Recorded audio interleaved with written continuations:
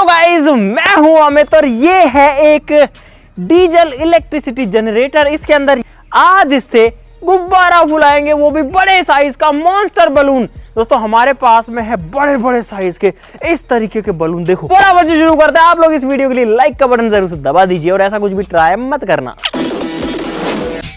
तो भाई ये लगा दिया बलून, ये तो आराम से लग गया और इसके ऊपर भी अब जो है टेप लगा देते हैं।